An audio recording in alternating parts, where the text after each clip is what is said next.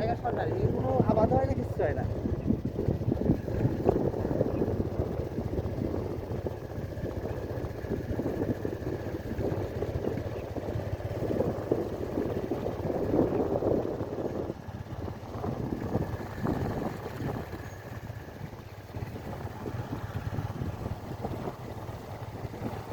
সে পানির নিচে ঘর এই বাড়ি কেন তাই না? হ্যাঁ, এই যে এখান থেকে দেখা যায়,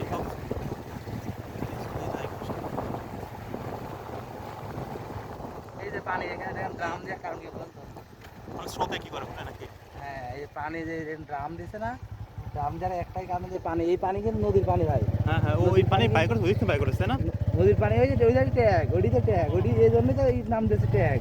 পানি স্রোতে কিভাবে ই করে ঢুকে গিয়ে পানির ভিতরে? ওই ঢোপ আছে না, হ্যাঁ ঢোপটা করে করেন যে পানি যখন বাড়ি লাগে, নিচে মেশিন আছে বুঝতে পারছেন, ওই ঢোপে যখন পানি বাড়ি লাগে তখন ওখান থেকে পানি স্রোত করে যায়। পানি দিয়ে ধাক্কা দিচ্ছে না, হ্যাঁ, ধাক্কাটা যখন না পানি লাগে, স্রোতে কিন্তু কাজে লাগা ফেলে বিদ্যুৎ তৈরি করে হ্যাঁ। টারবাইন ঘুরে এরকম। ওটা তো পরে, ওটা তো পরে এখান থেকে মনে করেন ধাক্কা যদি লাগে, নিচে কিন্তু গ্লাস, হ্যাঁ, গ্লাসে ধাক্কা লাগলে গ্লাস কিন্তু আস্তে আস্তে ফেটে যাবে। কয়দিন থাকবে, 2 দিন 3 দিন 1 বছর, ওইটাই স্রোতে কন্ট্রোল করে ওই হ্যাঁ হ্যাঁ, ওই ওই যে যা স্রোত থেকে একদম নিখুঁত করে দিয়েছে, মানে পানির কোনো ক্ষতি থাকবে না, বুঝতে পারছেন, পানি খালি প্রবাহিত হবে। এটা তো বন্ধ হয়ে গেছে এখন পানি বিদ্যুৎ কেন্দ্র। যদি কোন বন্ধ হবে, এটি বন্ধ হয়ে জানি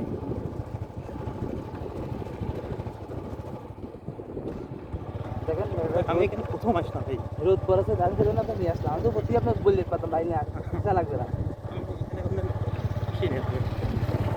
সুন্দর ইস, আল্লাহ, এই জায়গায় বসে থাকলে তো বিয়ের বেলা লাগে না ভাই, হ্যাঁ সুন্দর জায়গা। সেই লাগে। যদি গরম গরমের মধ্যে কেটে যাবে, রোদটা এখন কেটে যাবে,